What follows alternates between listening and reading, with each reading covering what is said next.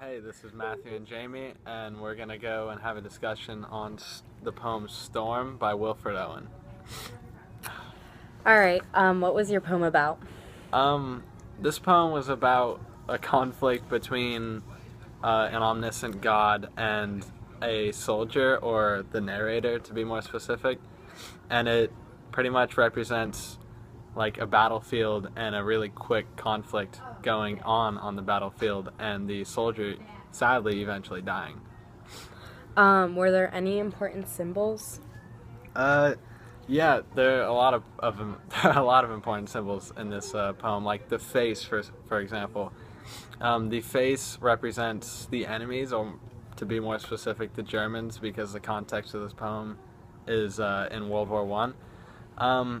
Another really important symbol are the gods, who are really omniscient, and they're considered the gods of death, and specifically whose beauty is death. And so those gods kind of represent the generals of the war, how their beauty is death, but yet they laugh above, and so they really don't see what's going on in the battlefield. They just kind of laugh about it. And another really important symbol would be the men and the women, who the men cry and the women hide their faces, which is kind of the opposite of what you would stereotypically expect to happen.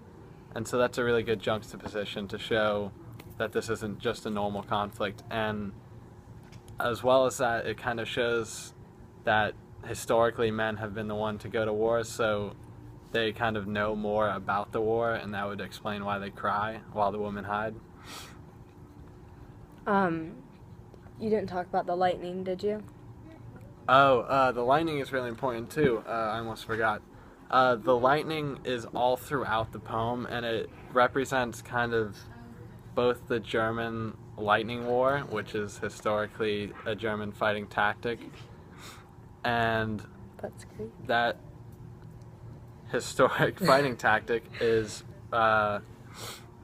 referenced in this poem. And along with that, it also shows kind of like the flashes of light during battles during World War One, like from artillery fire or tanks or even bullets. And it kind of really adds emphasis to the word shell shocked, how lightning shock, shell shocked, which also relates to the author.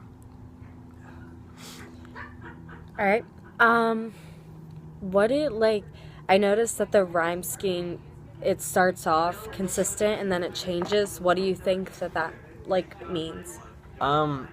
If I had to say anything about the rhyme scheme, it would be that in the first two stanzas, they're the same, and then the third stanza, obviously, it changes, and that has to do with the shift in the setting and the story of the poem.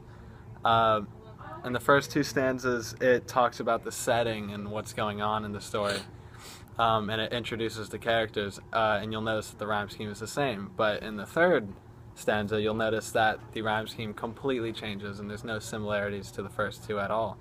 And that has to do with a shift in the story, and it kind of also concludes the story. So it shows the soldier dying, how the people react, and how he dies. Does Wilfred Owen's background have anything to do with this poem?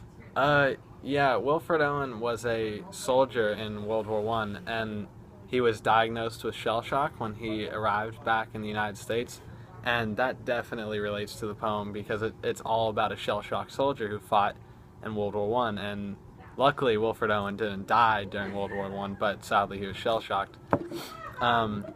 So that's his background definitely influenced this, along with a lot of his other poems.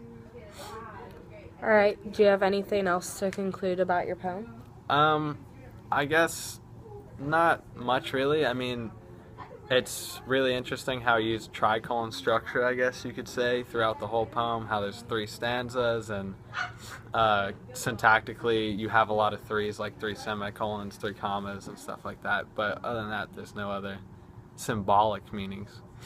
Were there any biblical allusions that you can relate to? Yeah, I guess there's some, like, there's a line in the third stanza that says, "Glorious shine the opening of my heart," which alludes to a verse in the Bible, Ephesians 1:18, which is all about accepting God into your heart.